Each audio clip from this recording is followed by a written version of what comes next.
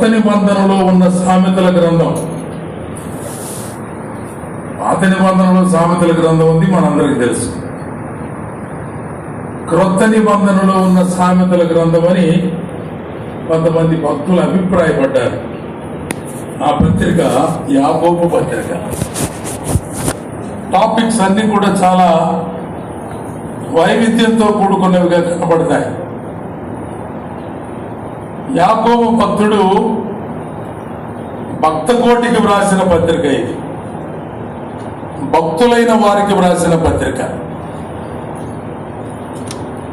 పాత బైబిల్లో ఆ వివరాలన్నీ ఉంటాయి, ఎవరెవరికి రాశాడు అనేది. మనం ప్రారంభపు వచనాలు చదివితే కూడా మొదటి వచనంలో ఆ సంగతులు అర్థం అవుతాయి.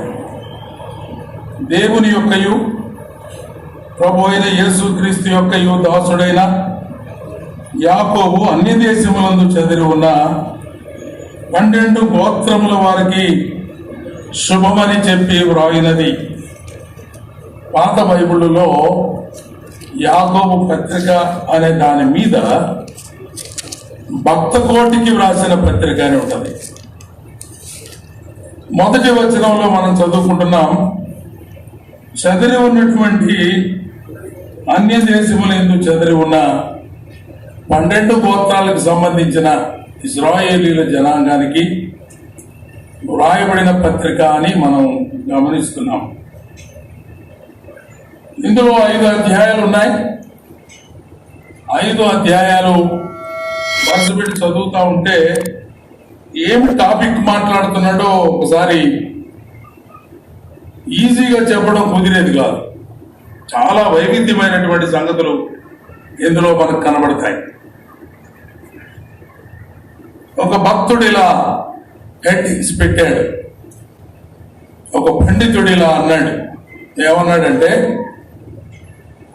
ఈ 5 అధ్యాయాలలో 5 రకాలైన అంశాలు ఉన్నాయి.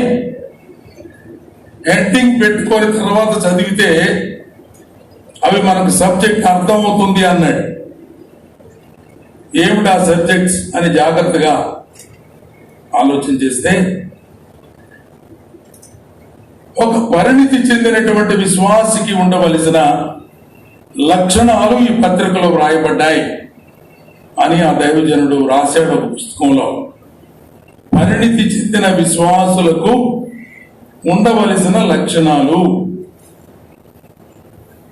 A matured believer should have these marks.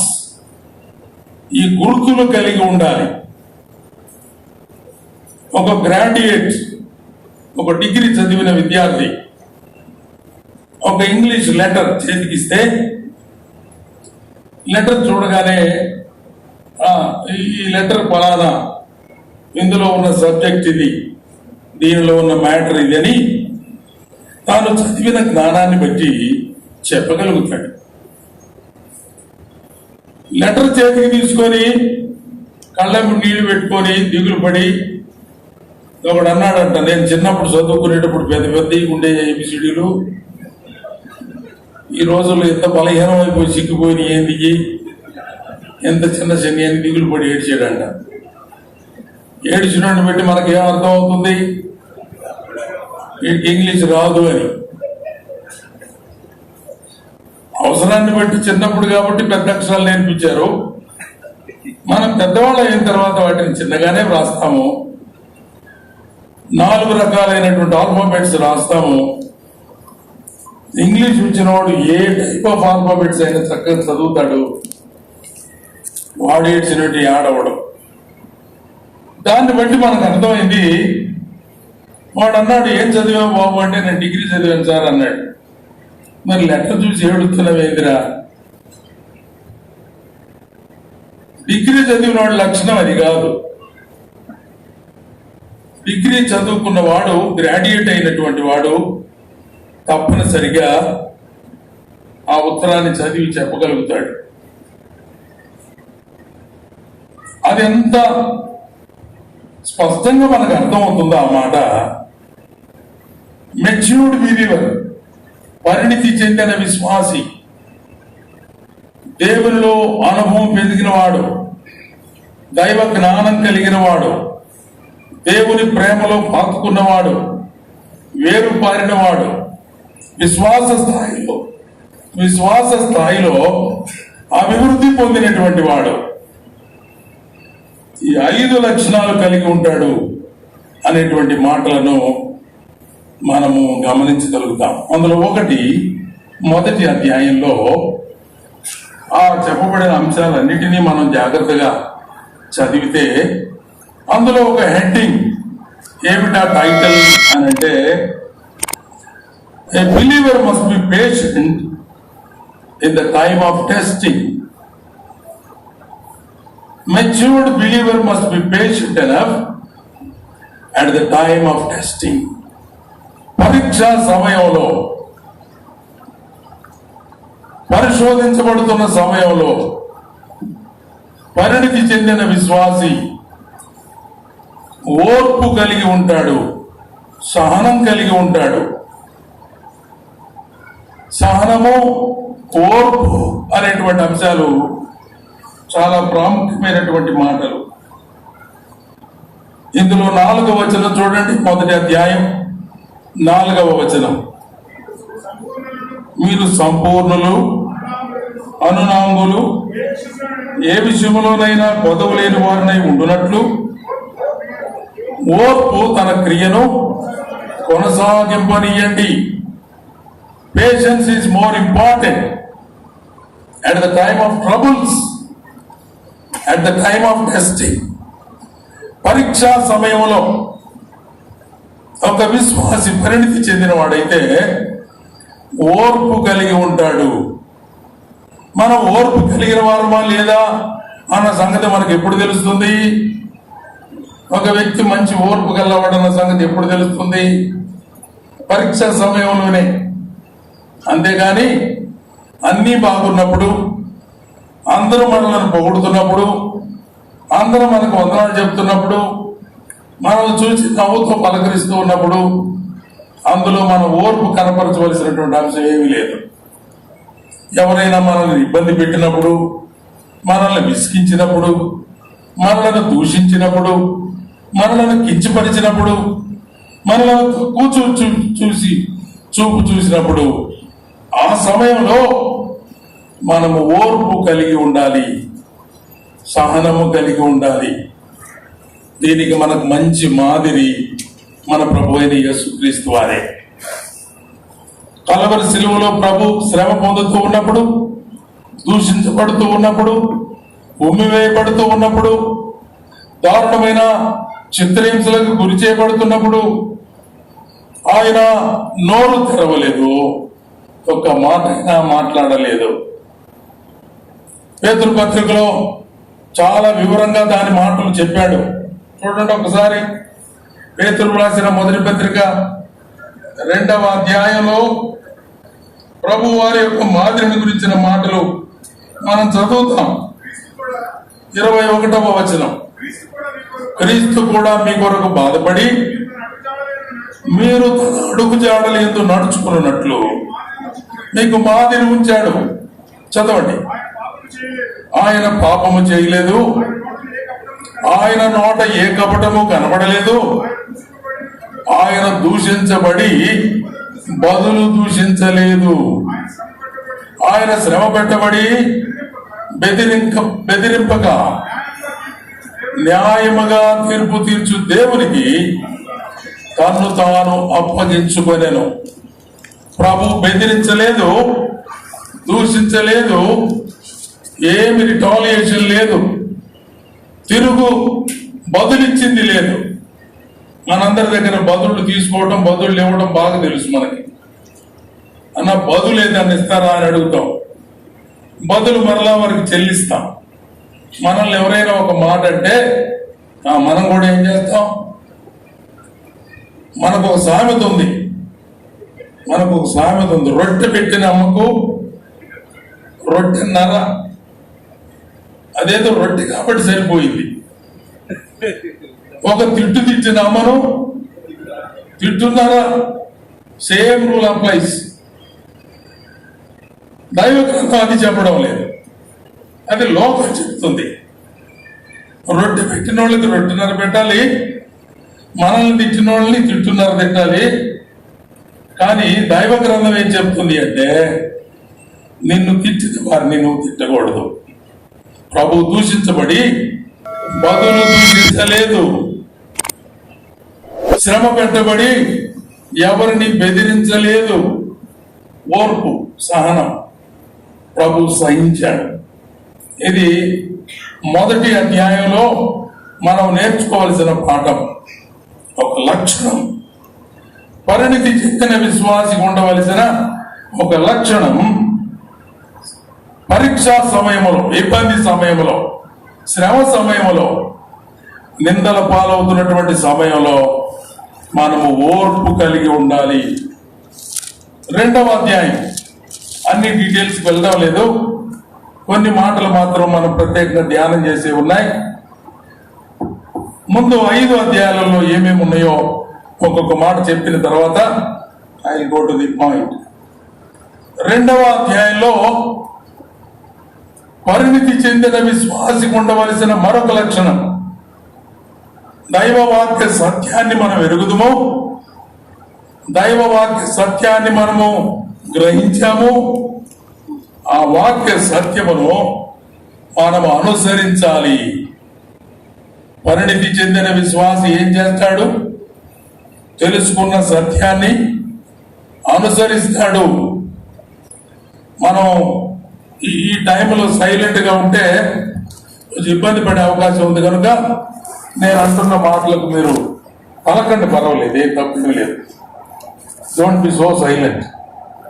అంత మౌనంగా ఉండాల్సిన అవసరం లే. మౌనంగా ఉరివి చూసి తర్వాత కళ్ళు మూతలు పడతాయి. అందుకని అంతగా ఉరివి చూడాల్సిన పని లేదు. నేను అంటున్న మాటకు ఒకసారి 2 సార్లు అంటున్నప్పుడు 3వసారి ఖచ్చితంగా మీరు కూడా నోట్ అంటే నోట్స్ లో కూడా రాసుకోకుండా సరిపోతాయి, ఏం అక్కర్లా. మొదటి అధ్యాయం, పరిణితి చెందిన విశ్వాసి పరీక్షా సమయంలో ఓర్పు సహనం కలిగి ఉండాలి. ఒకవేళ ఓర్పు సహనం లేదనుకోండి, విశ్వాసులం కాకుండా పోగాని ఏ విశ్వాసులని పేరు? పరిణితి చెందని, వృద్ధి చెందని, సంపూర్ణతలోనికి ఎదగని, ఇంకా ఎదుగుతూ ఉన్న స్టేజ్లో ఉన్నటువంటి వారంగానే మనం కనబడతాం. దేవుని యొక్క సంకల్పం మన పట్ల ఏమిటంటే ఆయన సారూప్యతలోనికి మార్చబడాలి, ఆయన గుణలక్షణాలు కలిగి ఉండాలి. అది ఎలా సాధ్యమవుతుంది? దేవుని యందలి పటిష్టమైన విశ్వాసం ద్వారా, ఆయన యందలి ప్రేమను సంపూర్ణంగా గ్రహించడం ద్వారా, దైవ జ్ఞానాన్ని మనము పూర్తిగా తెలుసుకోవడం ద్వారా, దైవికమైన గుణలక్షణాలు మనం బాగా ఎరుగుట ద్వారా, అవి మన జీవితాలలో అనుసరించుట ద్వారా. రెండవ అధ్యాయంలో వన్ షుడ్ ప్రాక్టీస్ ట్రూత్. రెండవ అధ్యాయం చెప్పే సత్యం ఏమిటంటే మనం ఎరిగిన సత్యాన్ని అనుసరించాలి. చెప్పండి, మనము ఎరిగిన సత్యాన్ని అనుసరించాలి. అపోస్తుల కార్యగ్రంథం 20వ అధ్యాయం 29లో ఉన్న సత్యం ఏమిటో ఒకసారి బైబిల్ చూడకుండా చెప్పేసి 20వ అధ్యాయం 28వ వచనం. దేవుడు తన స్వార్థం ఇచ్చి సంపాదించిన తన సంఘమును కాయుటకు. ఇది బైబిల్ చూసి చదవటమే, బైబిల్ చూడకుండా ఊరకు ఒక మాటలో చెప్పమన్నా ట్రై చేయండి. దేవుడు తన స్వరక్తం ఇచ్చి సంఘాన్ని కొన్నాడు. దేవుడు తన స్వరక్తం ఇచ్చి సంఘాన్ని కొన్నాడు. సంఘం ఎవరిది? దేవునిది. వెళ్ళారండి అందరూ. ఏంటిది? సంఘము దేవునిది కదా. సంఘము దేవునిది, సత్యం. గుండె మీద చేసుకొని ఈ సంఘం నాది అనుకుంటున్న వాళ్ళు ఎవరు చెప్పండి? ఇది మాది, మేము దీన్ని స్థాపించింది. మనకు మించి కూడా మాట్లాడడానికి వీలు లేదు అక్కడ. దేవుడు స్వరక్తం ఇచ్చి సంపాదించిన సంఘమే గాని దాని ప్రారంభికుడు ఎవడు, దాన్ని నడిపిస్తున్న వ్యక్తి ఎవరు, వారికి ప్రాధాన్యత. We know truth, but we don't practice it. సమస్య ఇదేనన్నమాట. సత్యము మనం ఎరుగుదము, కానీ సత్యమును బోధిస్తాం, సత్యమును పాటించాం. A matured believer should follow the truth and he should practice it. దాన్ని అనుసరణలోనికి తీసుకురావాలి. కొరింథీ సంఘానికి పౌలు భక్తుడు రాస్తూ అన్నాడు, కొరింథీ సంఘంలో ఉన్న గొడవలు మనం చదువుతాం మొదటి అధ్యాయంలోనే.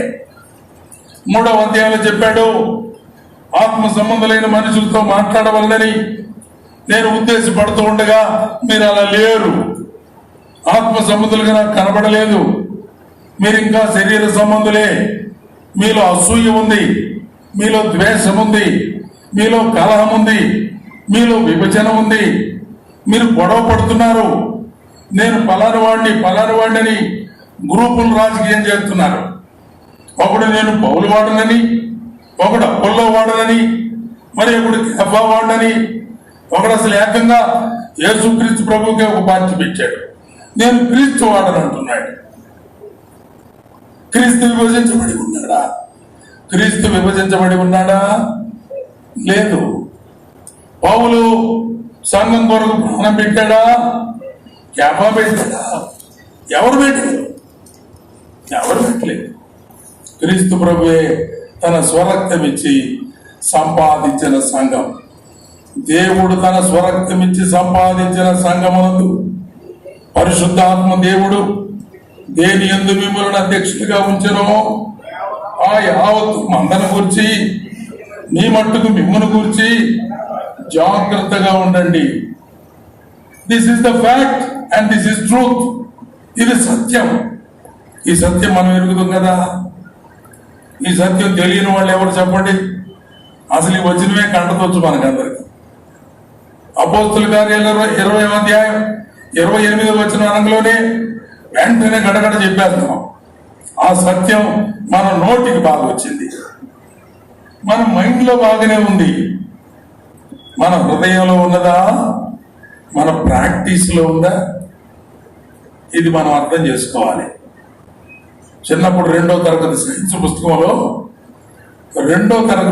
పుస్తకంలో ఎప్పుడైనా పిల్లలకు నిప్పంటుకుంటే, పొరపాటున గౌరవం ఎవరికైనా నిప్పంటుకుంటే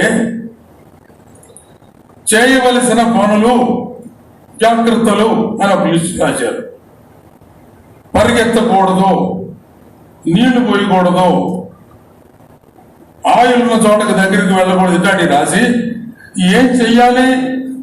నేల మీద పండుకోవాలి, దొరలాలి, ఇసుకుంటే ఇసుక చల్లాలి, గోతం పట్టుంటే గోతం పట్టు చుట్టాలి, రగ్గుంటే రగ్గు చుట్టాలి, నేల మీద దొరలించాలి అని చిన్నప్పుడు 2వ తరగతిలోనే రాసి పెట్టారు. అగ్ని ప్రమాదాలప్పుడు తీసుకోవాల్సిన జాగ్రత్తలని. మీకు తెలిసి బట్టలకు నిప్పంటుకుంటే పరిగెత్తన వాళ్ళు ఎవరన్నా తెలుసా?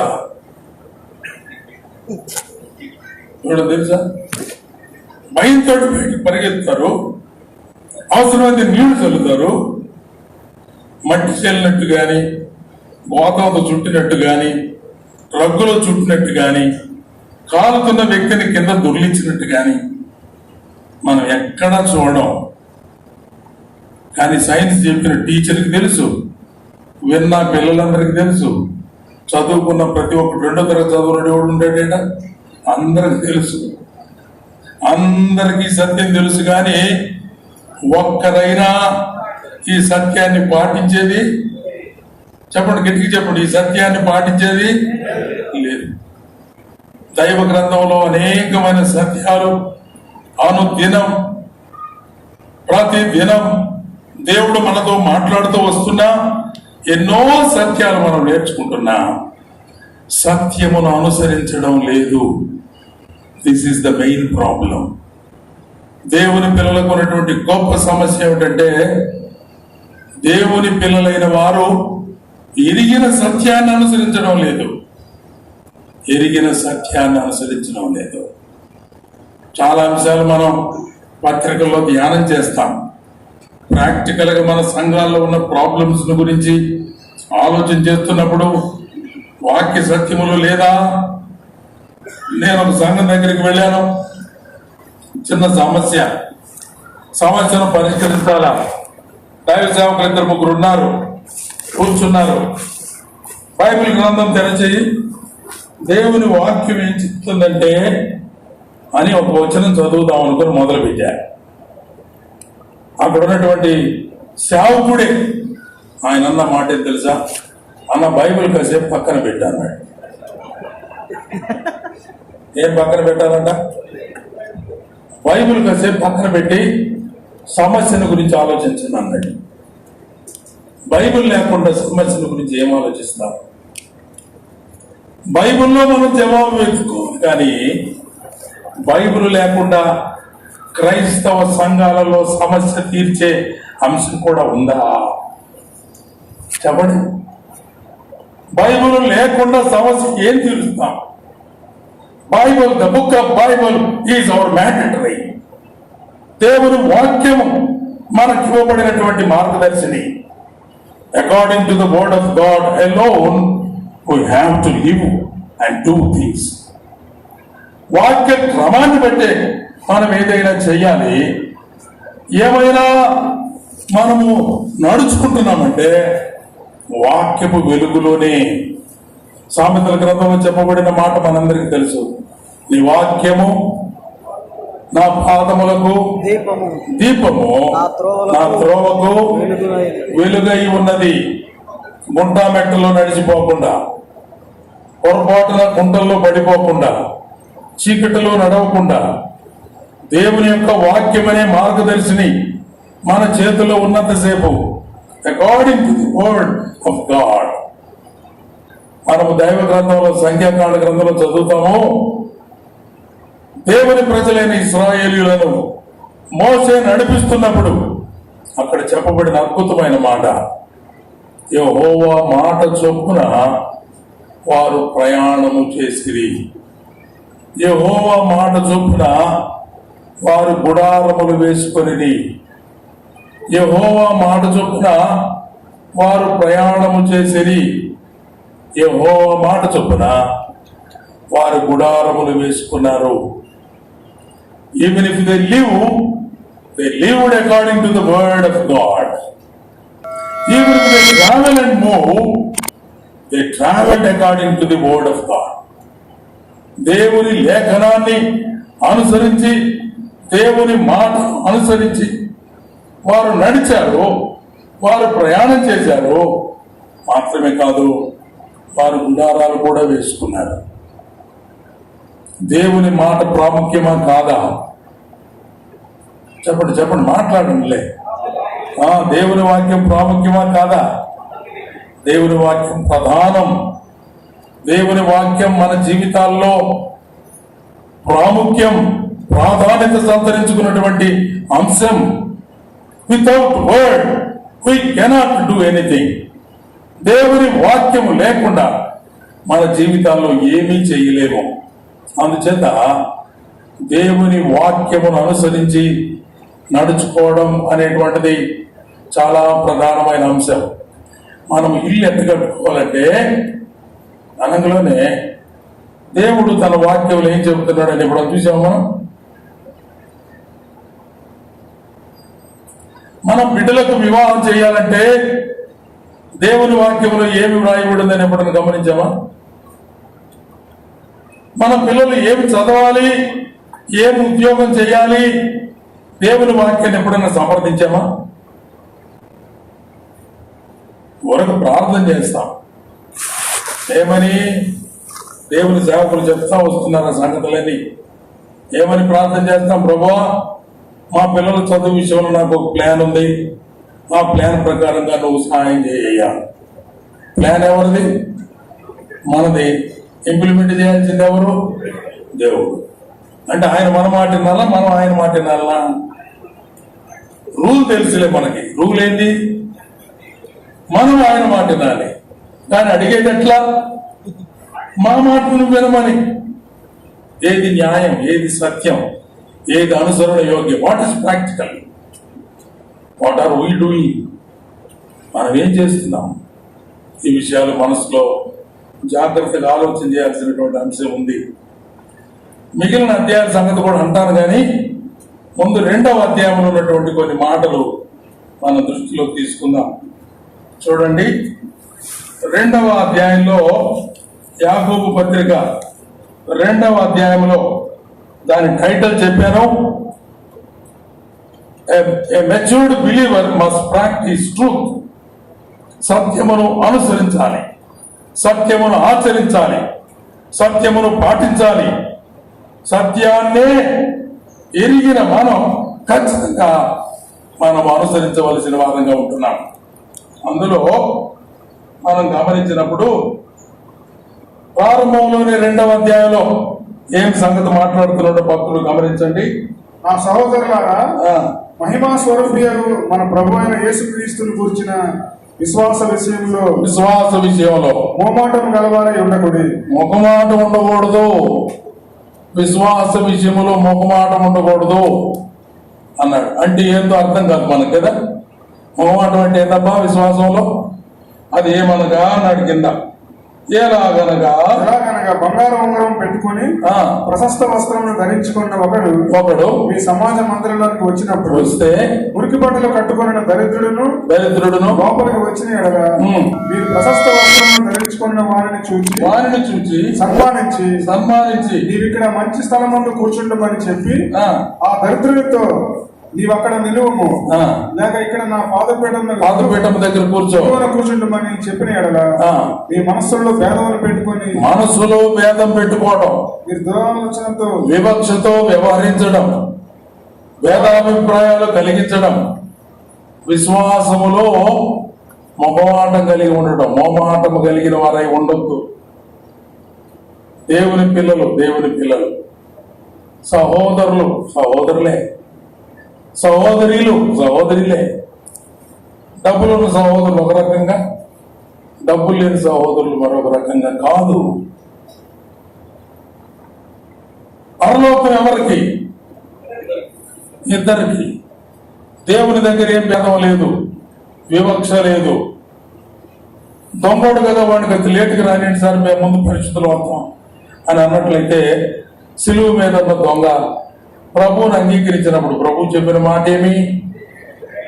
నేడే అనండి తెలిసి అంటే కూడా, నేడే నీవు నాతో కూడా పరదేశంలో ఉంటావు. ఒకవేళ నేనేగా నా ప్లేస్ లో ఉన్నట్టయితే నేను అనేవాడిని, ఏమయ్యా నీకు ఇంత తొందర, ఉండరాదు 4 రోజులు, చాలా 4 రోజులు బతికే అవకాశం లేదు నాకు. ఇప్పుడు పరలోకం రాకపోతే పర్వాలేదు, నరకానికి పో అని ఉండేవాళ్ళం మనమైతే. ఎందుకు? వాడు అప్పటి వరకు దొంగ, వాడు అప్పటి వరకు బందిపోటు, ఎంతో ఘోరమైన సాంఘికపరమైనటువంటి విద్రోహక చర్యలు జరిగించిన వాడు, ఎవరికి మేలైన వాడు కాదు. అలాంటి వ్యక్తి పరివర్తన చెంది మార్పు చెంది ప్రభు దగ్గరికి వస్తే, నమ్ముకుంటే, యేసు అని కేక వేస్తే, ప్రభు వారు ఎంత విశాల దృక్పథంతో, దైవికమైన గొప్ప ప్రేమతో అతనిని క్షమించి రక్షించి నేడే అన్న మాట అన్నాడంటే, ఏమైనా కొంచెమైన వివక్ష ఉందా? కొంచెం కూడా వివక్ష లేదు. మనలో ఈ భేదాభిప్రాయాలు ఉన్నాయి, మనలో ఈ తక్కువ బుద్ధి ఎక్కువ బుద్ధి పెట్టుకున్నాం. ఇలాంటివి మన సంఘాలలో పాటించరాదు. చాలా కేర్ఫుల్ గా ఉండాలి. బంగారు ఉంగరం పెట్టుకొని బాగా డబ్బున్నవాడు కారులో దిగితే వానికి ఇచ్చే మర్యాద, ఒకడు సామాన్యంగా పాత చెప్పులు వేసుకొని మట్టి అంతా కొట్టుకొని వస్తుంటే ఆయనకి ఇచ్చే మర్యాద, బాగా చదివి ఉన్నతమైన ఉద్యోగంలో ఉంటే వారికి ఇచ్చే మర్యాద, సామాన్యమైనటువంటి పని చేసుకునే ఒక వ్యక్తికి వారిచ్చే మర్యాద. దేవుని సేవకులు కురియన్ గారే ఒకసారి పులివెందులోనే ఏ మీటింగ్స్ లోనూ గుర్తులేదు కానీ ఒక జరిగిన సంభవం చెప్పాడు. బహుశా మీలో కూడా చాలా మంది విని ఉండవచ్చు. సంఘంలో ఒక పెద్ద ఉన్నతమైన ఆఫీసర్ ఉన్నాడు, ఆయన దగ్గర అటెండర్గా పనిచేసేవాడు ఉన్నారు. వారిద్దరు సంఘంలోనే ఉన్నారు, ప్రభువుని నమ్ముకున్న బిడ్డలు. ఈ ఆఫీసర్ ఏమో మామూలు సహోదరుడు, ఆ ప్యూన్గా ఉండే అటెండర్గా ఉండే ఆయన సంఘ పెద్ద.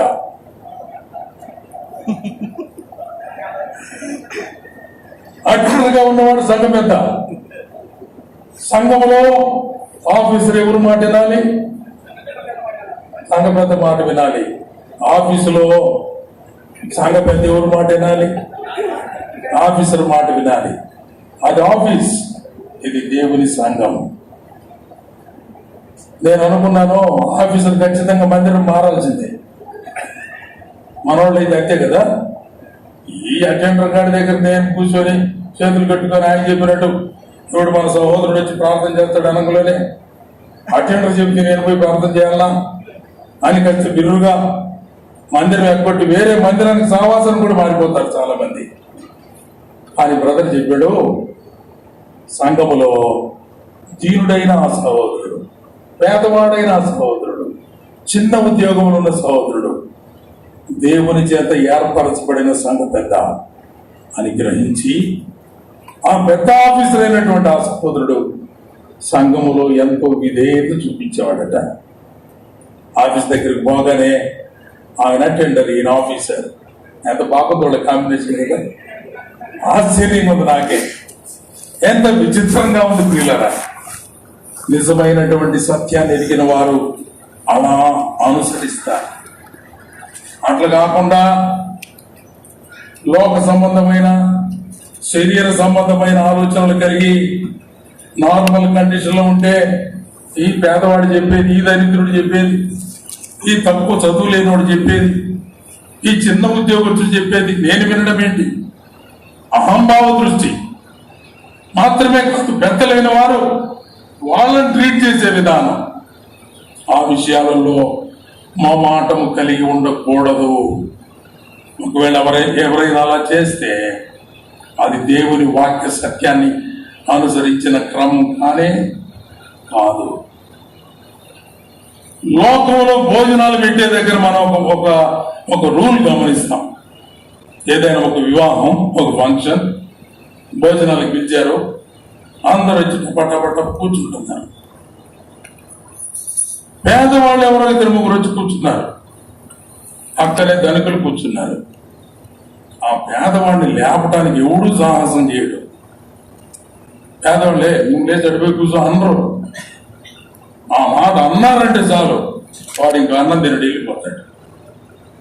ఎందుకు? పంక్తి భోజనాలలో ఎవరిని కించపరచడానికి వీలు లేదు. పల్లెటూళ్ళల్లో మరీ, గ్రామాలలో మరీ గట్టిగా చూస్తారు ఆ విషయం. మనల్ని ఎవరైనా భోజనానికి పిలిచి ఆహ్వానించి వరుసలో కూర్చుంటే నువ్వు ఇక్కడ లేచి వేరే చోట కూర్చోమంటేనే చాలు. చాలా కష్టమైన సంగతి అది లోక మర్యాద. లోకంలోనే అంత గట్టిగా పాటిస్తుంటే దేవుని పిల్లలమైన మనం ఎంత జాగ్రత్తగా ఉండాలి. ఈ వివక్ష సహోదరుల మధ్య ఎన్నడూ చూపించడానికి వీలు లేదు. నంబర్ 1, బైబిల్ గ్రంథం చెప్తున్నటువంటి అద్భుతమైన మాట ఏమిటంటే, ఇలా చూడడం భేదం పెట్టుకోవడమే, మన మనసుల్లో భేదాభిప్రాయం పెట్టుకోవడమే. అందుచేత ఇలాంటి భేదాభిప్రాయాలు మన హృదయాలలో ఉండకూడదు. 4వ వచనం, 2వ అధ్యాయం 4వ వచనం, మీ మనసులలో భేదములు పెట్టుకొని దురాలోచనతో విమర్శ చేసిన వారు కారా? దురాలోచనతో విమర్శ చేసిన వారు అవుతారు కదా. ఇలాంటి భేదాభిప్రాయాలు మీ మనసుల్లో ఉండకూడదు. ఎవరిని గురించి మాటలు దేవుని పిల్లలని చెప్పుకునే మనం, దేవుని ప్రభు అయిన యేసుక్రీస్తు వారి అమూల్య రక్తములో కడగబడిన మనం, ఆయన రాజ్యానికి వారసులుగా ఎంచబడిన మనం, ఆయన కొరకు సాక్షులుగా జీవించవలసిన మనం, పరిణితి చెందిన విశ్వాసులుగా మనకు ఉండవలసిన లక్షణాలలో ఒక లక్షణం, we should practice truth. సత్యమును అనుసరించే వారిగా ఉండాలి. దీనిని సామాజిక పరమైనటువంటి పాపము వివక్ష చూపించడం అనేది పాపము. అందుచేత విశ్వాసులైన వారు ఇలాంటి వాటిల్లో ఎన్నడూ చిక్కుకోకూడదు, చాలా జాగ్రత్త వహించాలి. విశ్వాస విషయంలో మోమాటము కలిగిన వారుగా మనం ఉండకూడదు. 2వ అధ్యాయం 8వ వచనం ఒకసారి చదువుదాం. మెట్టుకు నీవలే నీ పొరుగువాని ప్రేమించుమని లేఖనంలో ఉన్నట్టు ప్రాముఖ్యమైన ఈ ఆజ్ఞను మీరు నెరవేర్చి బాగుగానే ప్రవర్తించిన వారవుతారు. నిన్ను వలే నీ పొరుగు వారిని ప్రేమించము. చిన్న ప్రశ్న, అందరు ఎలర్ట్గా ఉండండి. ఆన్సర్ చెప్పిన వాళ్ళకి అప్రిషియేషన్. నిన్ను వలే నీ పొరుగు వారిని ప్రేమించము అనేది ధర్మశాస్త్రంలోని 10 ఆజ్ఞల్లో ఒకటా కాదా? ఎవరు చేయొద్దండి? 10 ఆజ్ఞల్లో ఉందా?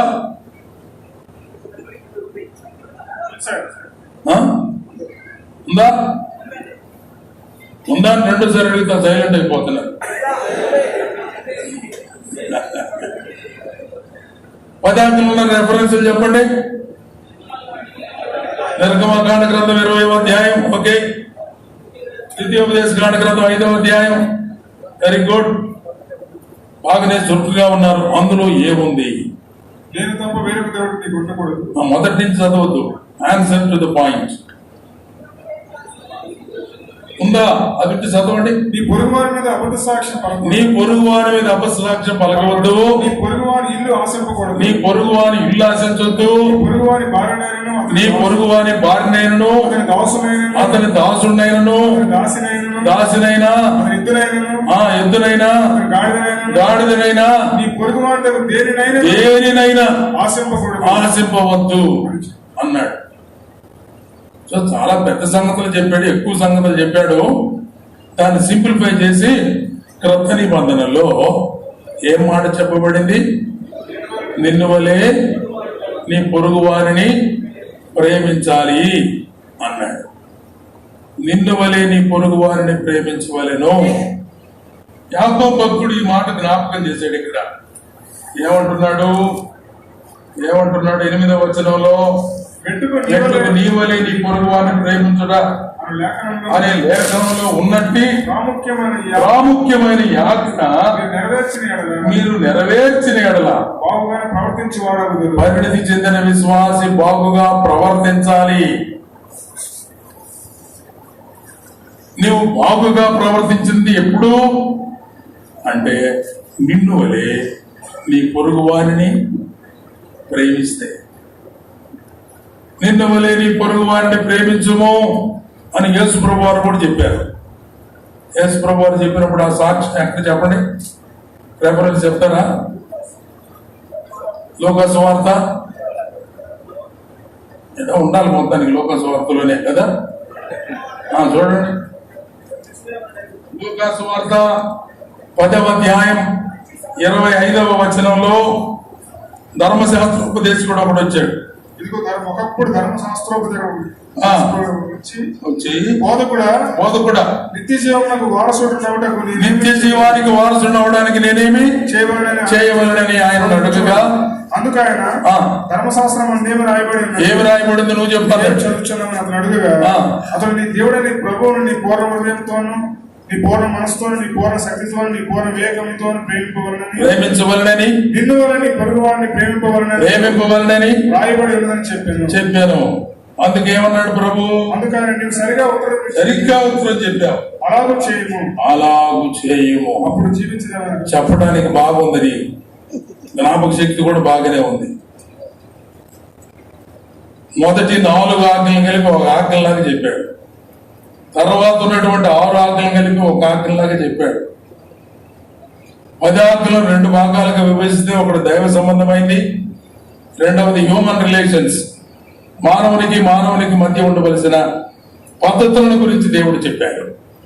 తల్లిదండ్రులను సన్మానించమన్నాడు, పొరుగువాని విషయంలో ఏం చేయకూడదని చెప్పాడు. మొదటి 4 ఆజ్ఞలు దేవదేవునికి మానవునికి ఉన్న సంబంధ బాంధవ్యాలు. అలాగే తర్వాత ఉన్న 6 ఆజ్ఞలు ప్రభు ఇక్కడ చెప్తున్నాడు. ఈ ధర్మశాస్త్రం తీసుకుని అడిగాడు ప్రభువే. ధర్మశాస్త్రం ఏం చెప్తుంది, ఆజ్ఞలు ఏం చెప్తున్నాయి, నీకు తెలుసా చెప్పు అన్నాడు.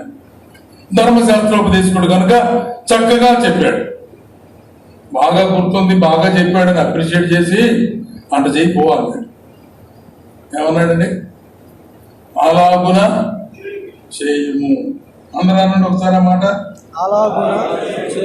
అలాగున చేయము. ఎలాగునా? అట్లు చేయమని ఒకడు అంటే అట్లు ఆడ తెచ్చాం సార్ మేము అన్నట్టు. అలాగున చేయండి. ఎలాగునా? నిన్ను వలె నీ పొరుగు వారిని ప్రేమించాలి. ఇంకొకటి అడిగాడు, పొరుగువాడు కూడా అయ్యాను అని. ఏమన్నాడు? ప్రభు ఉపమానం చెప్పేశాడు. నిన్ను వలె నీ పొరుగు వాడిని ప్రేమించు అని చెప్తే, నా పొరుగు వాడు ఎవడు? అదంతా చదువుకొని చెప్పుకోవడానికి సమయం చాలదు. కానీ అక్కర్లో ఉన్నవాడు నీ పొరుగువాడు, అవసరతలో ఉన్నవాడు నీ పొరుగువాడు, ఆపదలో ఉన్నవాడు నీ పొరుగువాడు. మంచి సమయానికి సంబంధించినటువంటి విషయం ప్రభు వారు చెప్పాడు. అందులో యెరూషలేము నుండి యెరికోకు వెళుతున్నటువంటి ఒకడు దొంగల చేతిలో చిక్కి దెబ్బలు తిని కొర ప్రాణంతో ఉండి వస్త్రాలు కోల్పోయి తనకున్న యావత్తు కోల్పోయి ఏమి లేనివాడుగా పడి త్రోవ ప్రక్కన పడి మురుగుతూ ఉండగా, అక్కడ చూడటానికి దారిని వెళుతూ ఉన్నవారు 3 కలుసుకున్నట్టు మనకు తెలుసు. అందులో మొదటి వ్యక్తి ఎవరు? ఏం సరిగ్గా చెప్పరు. యాజకుడు. ఏమన్నాడు పోతూ చూచి ఏం చేయలే, ఏం మాట్లాడలే. చూశాడు, ఆ పక్కగా వెళ్ళిపోయాడు. పొరుగు వాడిని గుర్తు చేసుకోవట్లా, ఆపదలో ఉన్నవాడి సంగతి పట్టించుకోవాలా. నేను ఇప్పుడు దాకా సేవ చేసి వస్తున్నా, నా యాజక ధర్మాన్ని నిర్వహించా, దేవుని సన్నిధిలో బలులు అర్పించా, చేయవలసినటువంటి ఆలయ కృత్యాలన్నీ చేసి నేను వస్తున్నా. ఐఎమ్ టైర్డ్, అలసి ఉన్నా, నేను వెళ్ళిపోతున్నా. ప్రక్కగా వెళ్ళిపోయాను అంటే no concern in his heart. తన హృదయంలో ఎంత మాత్రమో కొంచెమైన శ్రద్ధ లేదు, ఏమిటన్నా ఎంక్వైరీ కూడా లేదు, కనీసం దిగులు పడడం లేదు, కనీసం జారి పడడం లేదు, కనీసం కనికరం చూపించింది లేదు. వెళ్ళిపోయాను. 2వ వాడు వస్తున్నాడు. ఆయన కూడా లేవీయుడు, పరిచర్య ధర్మం జరిగించిన వాడు, దేవుని చేత ఎంపిక చేయబడిన వాడు, దేవుడు ఎన్నుకున్న గోత్రములోని వాడు. తాను కూడా ఏం చేశాడు? ప్రక్కగా పోయాను. మనలో 90% పక్కగా పోయే బ్యాచ్. ఏమంటారు? ఎస్ అంటారు, నో అంటారు? ఎస్సేనా? ఒప్పుకుంటాం అంతే. కప్పుకోకుండా ఒప్పుకోవటం మంచి దగ్గర విడిచిపెట్టాల. వెన్ వీఆర్ గాడ్, దేవుని వాక్యం మనకు బోధ జరుగుతున్నప్పుడు, దేవుడు మాట్లాడుతున్నప్పుడు మనం శ్రద్ధగా వింటాము, అంగీకరిస్తాము, ఓకే చెప్తాము. The very next moment we forget. మన దగ్గర ఉన్న ఒక మాత్రమైన అద్భుతమైనటువంటి మంచి గుణం మరిచిపోయే గుణం. చెప్పండి. అందుకని ప్రభు వారు ఈ బ్యాచ్ నేను చచ్చిపోయిన సంగతి కూడా మర్చిపోతారు. రైల్లో కలవరి సిలువలో వీరందరి కొరకు నా ప్రాణం పెట్టి నేను చేసిన త్యాగం, చూపిన ప్రేమ అంతటిని కూడా ఖచ్చితంగా మర్చిపోతారు. ఇంకేం చేయమన్నా దండగేయాలని నన్ను జ్ఞాపకము చేసుకున్నట్టుకై దీనిని చేయండి అనండి. పెద్దగా నన్ను జ్ఞాపకము చేసుకున్నట్టుకై దీనిని చేయండి అన్నాడు. ఆదివారం ఆరాధన సమయంలో ప్రభు మన ఎడల చూపిన ప్రేమను జ్ఞాపకం చేసుకుంటున్నాం. మనం ఎప్పుడైనా పేదలను జ్ఞాపకం చేసుకున్నామా?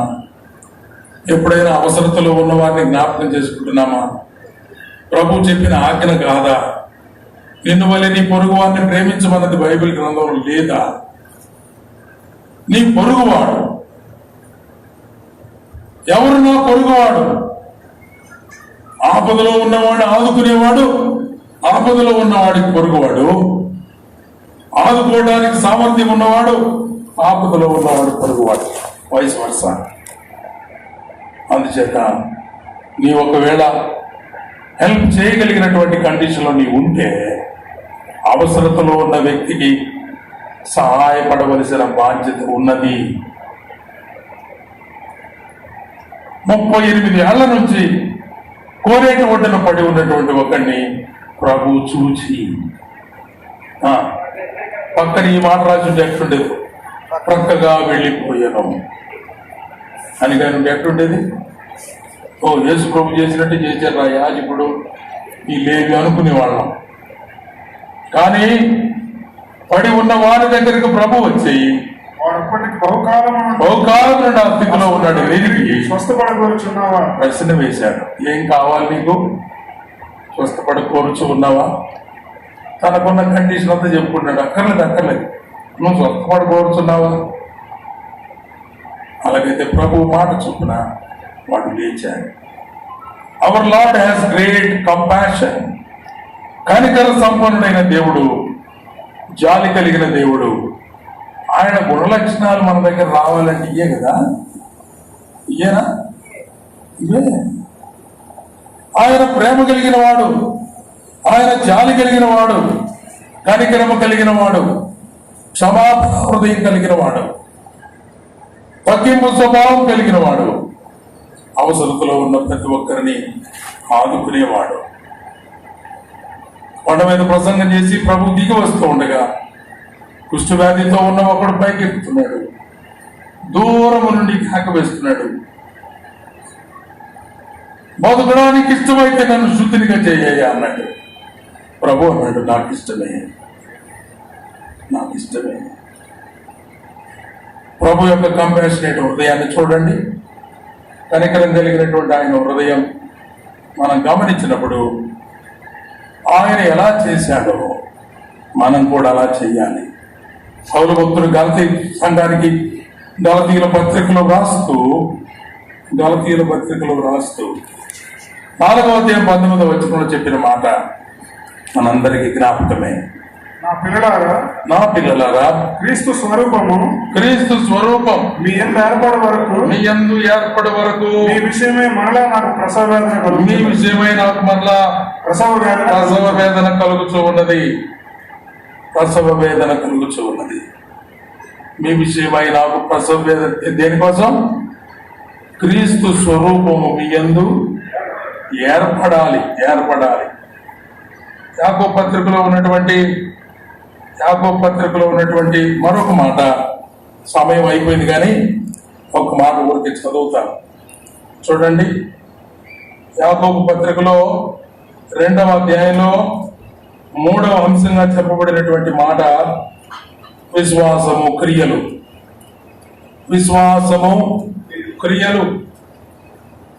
క్రియలు లేనప్పుడు 14వ వచనం, నా సహోదరులారా క్రియలు లేనప్పుడు ఎవడైనా తనకు విశ్వాసం కలదని చెప్పిన ఎడల ఏమి ప్రయోజనము? 17వ వచనం చదవండి. అలాగే విశ్వాసము క్రియలు లేనిదైతే అది ఒంటిగా ఉండి మృతమైనదగును. 20వ వచనం చదవండి. వ్యర్థుడా క్రియలు లేని విశ్వాసం నిష్ఫలమైనదని తెలుసుకొని కోరుతున్నావా? 26వ వచనం, ప్రాణము లేని శరీరము ఎలాగో మృతమో అలాగే క్రియలు లేని విశ్వాసము మృతము. నేను దేవుని ప్రేమించుచున్నాను అని చెప్పి తన ఎదురుగా కనబడుతున్నటువంటి సహోదరుని ప్రేమకు లేనివాడు కనబడకుండా ఉన్న దేవుని ప్రేమించలేడు అనే వాక్య సత్యం ఎంత గొప్పది మనకు అందరికీ తెలుసు. ఇప్పుడు చదివిన వచనాలలో కూడా విశ్వాసం ఉన్నవాడు క్రియలు ఎంత ప్రధానమో అవి కూడా మనం అర్థం చేసుకుంటున్నాం. ప్రాముఖ్యమైన బాధ్యత కలిగిన సేవకులైన పెద్దలైన వారు అనేకులు ఇక్కడ ఉన్నారు. చిన్న పొరపాటు ఏదైనా సంఘంలో జరిగి చిన్న గొడవ ఏదైనా జరిగితే ఎవరైనా దైవ సేవకులు తెలిసిన వారు పెద్దవారు అనుభవం ఉన్నవారు మీ దగ్గరకు వచ్చి అన్న సర్దుకోనుకోండి, ఒకరినొకరు క్షమించుకోండి, ప్రభు మనల్ని క్షమించాడు కదా అని అంటే ఏమి నేర్చుకుంటున్నారో, ఏం వాక్యం వింటున్నారో, ఏం అనుసరిస్తున్నారో, ఏం జరుగుతుందో అర్థం కావడం లేదు. కానీ అన్న ఇదొక్కటి కాకుండా వేరే ఏదైనా చెప్పండి, మేము పాటిస్తాం. మీరు ఏమన్నా చేయమనండి చేస్తా, ఆయనతో మాత్రం క్షమాపణ చెప్పమని మాత్రం ఇంకేం చేస్తా. దేవుడు చేయమంటుంది అది అయితే నువ్వు వేరుగా చేసేది ఏంటి? ఏం చేస్తున్నాం మనం? సంఘాలు దేవుని యొక్క ప్రణాళిక ప్రకారంగా నడిపించవద్దా?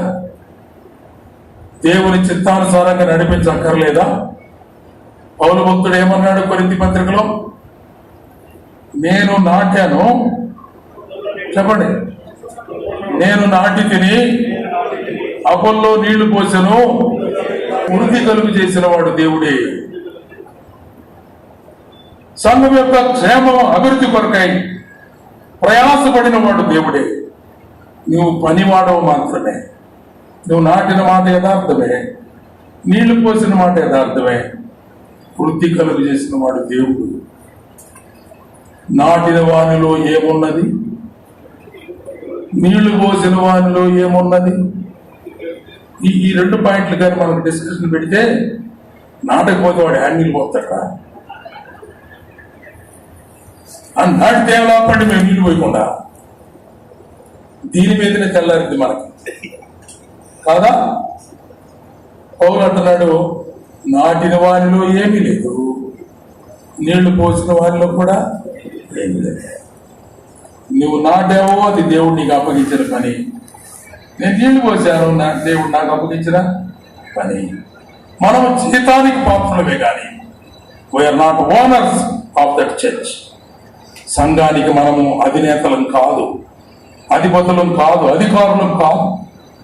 పెద్దలైనంత మాత్రాన, సేవకులైన అంత మాత్రాన, నీవే దాన్ని ప్రారంభించినంత మాత్రాన you are not the founder, you are not the owner, you are just managers. నడిపించేవారు మాత్రం మనమంతా. అది దేవుని సంఘం. చిన్న పాయింట్ అర్థం చేసుకోండి. ఈ జిల్లా కలెక్టర్ గారు వచ్చారు, ట్రాన్స్ఫర్ మీద ఎక్కడి నుంచో వచ్చారు, వేరే రాష్ట్రం నుంచి వచ్చాడు. జిల్లా కలెక్టర్ ఆఫీసులో తనకు ఏర్పాటు చేసినటువంటి ఆఫీస్ అంతా కూర్చున్నాడు, విధులని నిర్వహిస్తున్నాడు. మరుసటి రోజు 2 సంవత్సరాల తర్వాత కలెక్టర్ గారికి ట్రాన్స్ఫర్ వచ్చిందని ఆర్డర్ వచ్చింది. ఈ బల్ల నేను ఇచ్చినప్పుడు కొనుక్కుని ఈ బల్ల ఇది నాది అంటాడా? ఈ కారు నేను తీసుకొని పోతాను, బాగుంది ఇది అంటాడా? తను ఎట్లా వచ్చాడు అక్కడ వెళ్ళిపోవాలి. ఇక్కడ ఏమున్నాయి అన్నీ అక్కడ వదిలిపెట్టాలి. దేవుని పని అంటే ఏదో ఆస్తిపాస్తులు అనుకుంటున్నారు, దేవుని సేవ అంటే సంపాదన అనుకుంటున్నారు, దేవుని సేవ అంటే డిఫరెంట్గా ఆలోచన చేస్తున్నారు. దేవుడు మన చేతికి అప్పగించిన బాధ్యత. Just it is our duty to do that. నిష్ప్రయోజకులమైన దాసులమైన మేము చేయవలసిన వారం కనుక చేస్తున్నామంటే, ప్రయోజనకరమైన దాసులు కూడా కాదు, నిష్ప్రయోజక దాసులం. For everything we must depend upon God. ప్రతి చిన్న విషయంలో దేవుని పైన ఆధారపడి ఉండాలి. 2వ అధ్యాయంలో ఉన్నటువంటి ప్రాముఖ్యమైన మాట, 2వ అధ్యాయంలో ఉన్న ప్రాముఖ్యమైన మాట, మనం ఎరిగిన సత్యాన్ని అనుసరించాలి. You must practice the truth that you have learned.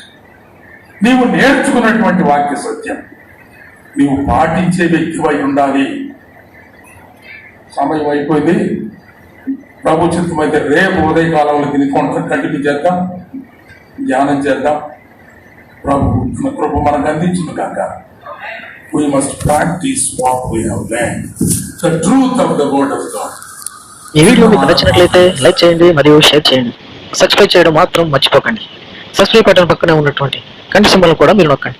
అప్పుడు మాత్రమే మేము అప్లోడ్ చేసే ప్రతి కొత్త వీడియో నోటిఫికేషన్ ద్వారా మీకు అందుతుంది. Thank you for watching.